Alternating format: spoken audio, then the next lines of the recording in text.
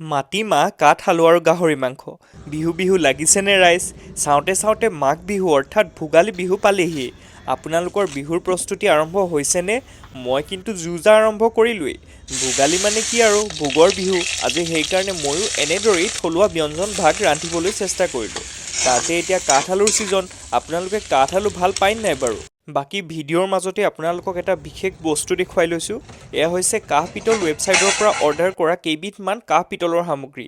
দেখিছেনে ইমান ধুনীয়া পেকেজিঙত আহিছে আৰু প্ৰত্যেকবিধ বস্তুৱেই সৰ্থেবাৰীৰ থলুৱা শিল্পীয়ে নিখুঁতভাৱে প্ৰস্তুত কৰিছে। যদি আপোনালোকেও মই মেনশ্যন কৰা কুপন কোডটো ব্যৱহাৰ কৰে আপুনিও মোৰ নিচিনাকৈ অফাৰ প্ৰাইজত অৰ্ডাৰ কৰিব পাৰিব। আৰু গাহৰিখিনি প্ৰায় সিজিলেই। এতিয়া বইল কৰি থোৱা মাটিমাহ আৰু কাঠআলু কেইডোখৰ দি দিলোঁ আৰু অলপ উতল আহিবলৈ দিলোঁ আৰু শেষত মান ধনিয়া দি দিলেই মোৰ মাংস ৰেডি। যদি এনেদৰে খাই চোৱা নাই এইবাৰ উৰুকাৰ ভোজত ৰান্ধি চাব কিন্তু। আৰু এয়া মোৰ ভোগালীৰ বিশেষ থালি ৰেডি। বাকী মোৰ নতুন কাঁহৰ বাচনকেইটাৰ লগত পিঠা পনাখিনি বাৰুকৈ মিলিছে। এইবাৰ বিহুত অতিথিক অপ্যায়ন কৰিবলৈ কিন্তু বেছ ধুনীয়া হ'ব। আপোনালোকেও যদি ক্ৰয় কৰিব বিচাৰে মই লিংক আৰু কুপন কোডটো কেপশ্যনত দি দিম। এতিয়া খোৱাৰহে কথা আৰু। সকলোলৈকে ভোগালী বিহুৰ আগতীয়াকৈ শুভেচ্ছা যাচিলোঁ দেই।